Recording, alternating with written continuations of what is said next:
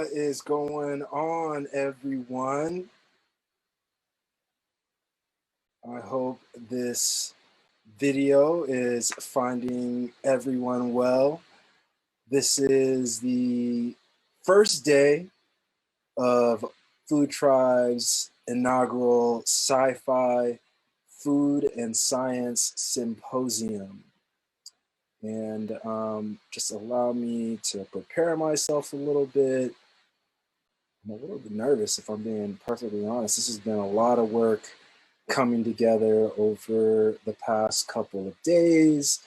So in terms of our schedule today, I'm gonna hit you with some opening remarks, which are just going to be an email, an email from one of our restaurant bailout campaigns. I'm going to read some opening remarks regarding our honoring, the community member that we're honoring for Black History Month, Mr. George Washington Carver. So if you guys can just bear with me for a second.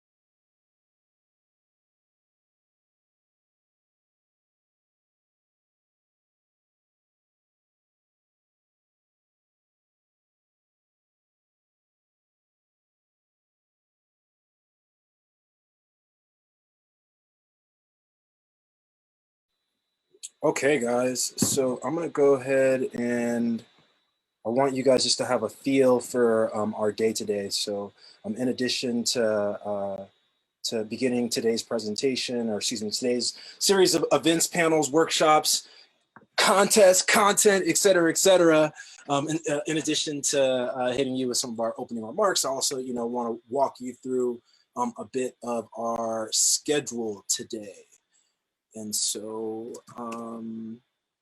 we've got 4 really exciting panels coming for you. We've got some experts that are going to be hanging out with us today. I'm talking decades of experience in the restaurant industry. And, I'm sure you guys are all wondering, what the heck is a sci-fi food and science symposium? We're getting there, I promise you. But the idea here, the goal here is that you are here because you are expecting some sort of value, something good out of what it is that Food Tribe is looking to offer. And I mean, you are totally correct. That's what we're here looking to do. And so in terms of, what we've got coming up for you guys today, like I mentioned, we've got 4 panels.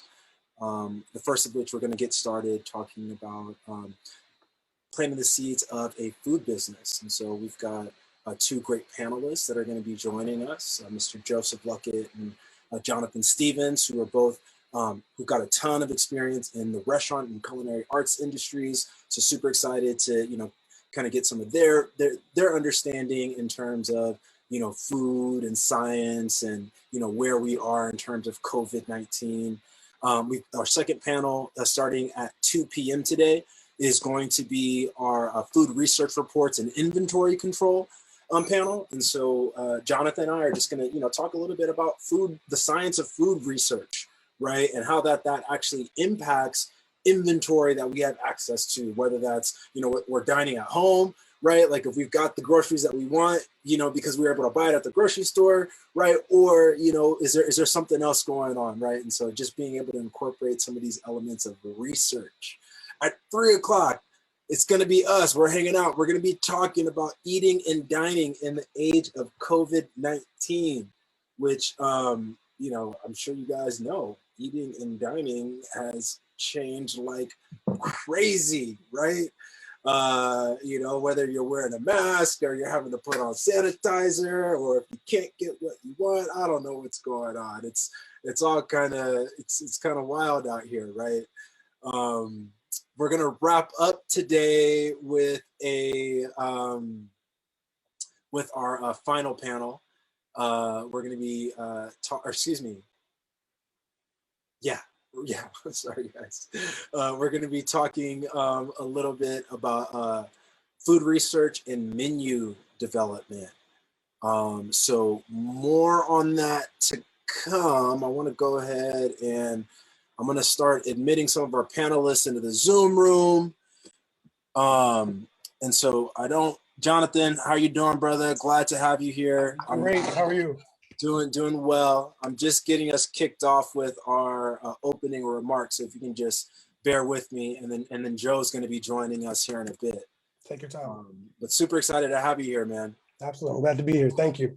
Awesome. All right. So, so guys, where I was just going, I just got done saying, right? Like, you guys you're watching this. You're like, Terrence, what the heck is a food and science symposium? And that is a totally fair question, and not one that I'm sure that I'm 100% prepared to have said that there was one before. And what I mean by that is that our Food Tribe's idea for a food and science symposium came as a result of some of the food science work that we were already doing, right? So some of you guys know Food Tribe is a technology and information systems science company.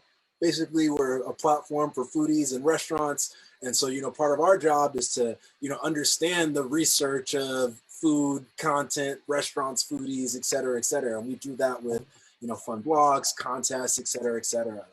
Well, last year, as part of, you know, one of our campaigns that we used to generate some of this research, our restaurant bailout campaign, we were challenged by Barilla Pasta.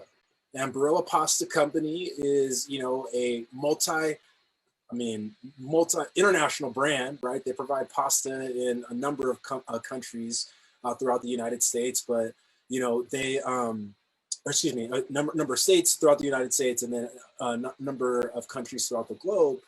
But just through the power of the internet, guys, Berea challenged us to dive into some of the research that we're seeing, or into some of the data, at least I should say, in terms of what we're seeing with COVID-19. And so, you know, all of this, our food and science symposium, all of this stuff, it all got started last year as a result of this challenge to really just understand just how we got here, right? You know, it's a global pandemic is not something that is super easy to digest, but, you know, as part of Food Tribe's mission to connect good people to good food, that's why we're here, right? To make a lot of this complex information, data, easily digestible so that you're able to make better decisions for you, your family, and ultimately for your stomach. And so, you know, I'm just really excited about, you know, where our team has come in terms of our restaurant bailout initiative. Our food and science symposium is the first of 5 events that we're doing over the course of the year to really just explore this concept of bailing out America's $1 trillion restaurant industry in light of a global pandemic. And, you know, we're going to talk about that here in a bit. Just how has a global pandemic really just impacted our local restaurants, right? And then really just figuring out, you know, what we're going to need to do, right, in order to understand the changing climate, the changing environment, just how food has changed, right, so that we can start figuring out ways to get excited about it again, right? And so I can't wait to fill you guys in on, you know, some of the additional events that we have coming up for the year.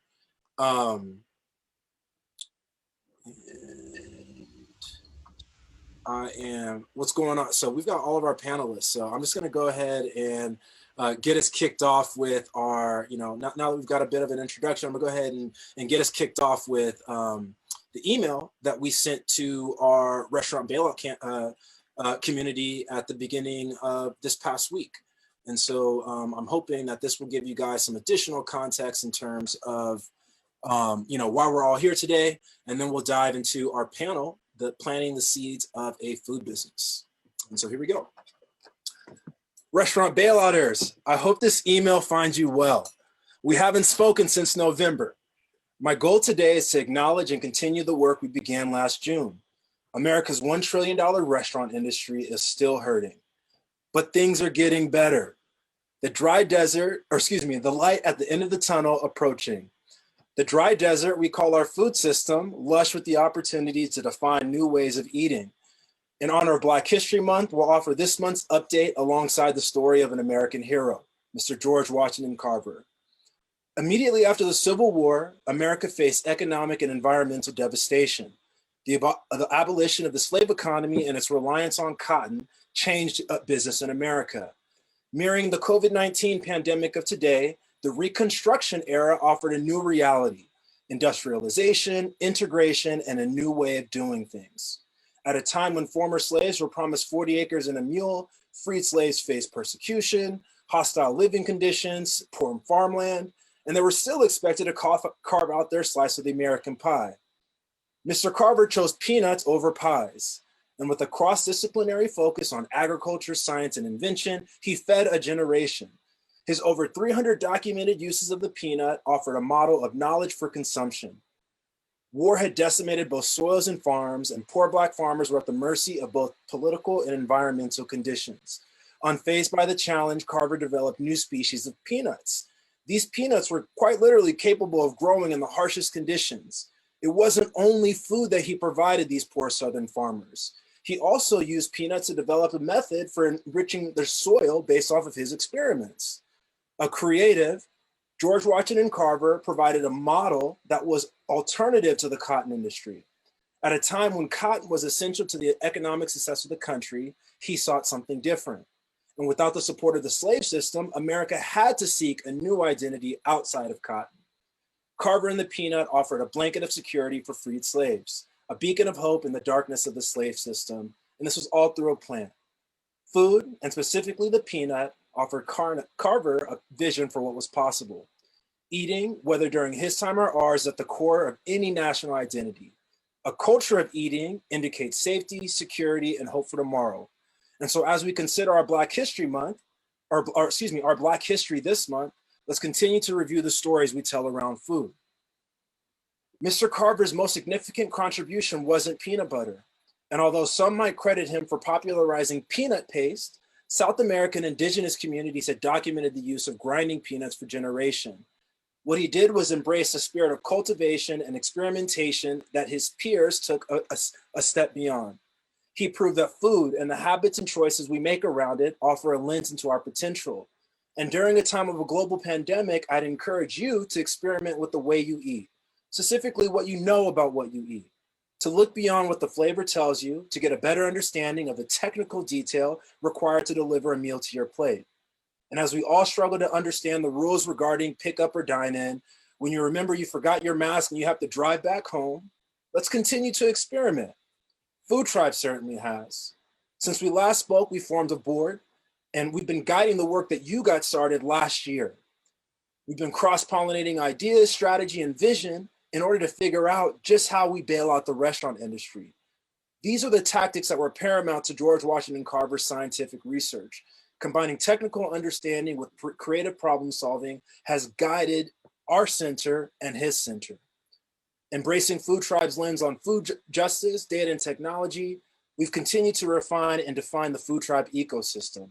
We're incorporating elements like blockchain, machine learning, and AI into the process. We've really embraced our mad scientist role. Carver combined science, research, and technology in his work, and we're no different. His expertise was displayed through his 300 uses of the peanut, yet his legacy was minimized to a science fiction story regarding the invention of peanut butter. In a decimated restaurant eating and dining system, we've recognized other forms of science fiction. And while it's true that we're beginning to see the improvement of restaurant conditions, the road to recovery is long. Part of our concern is as things begin opening back up, are we truly prepared? Is the soil ready for the seeds of the future of the restaurant industry? What rules will restaurants, eaters, and diners, food manufacturers, and other stakeholders in our food system have to comply with? Food Tribe encourages you to get comfortable diving into the science of your food. Read your nutrition labels, ask questions with your favorite vendors, and interpret the abundance of data and research as part of your new COVID normal. Mr. Carver might be gone, but he will never be forgotten. And we're planning on honoring his legacy with this weekend's Food and Science Symposium. In addition to sparking conversations designed to bail out the restaurant industry, our focus continues to be on gleaning research from the stakeholders most impacted by last year's pandemic. And we hope that you'll join us to learn what's next.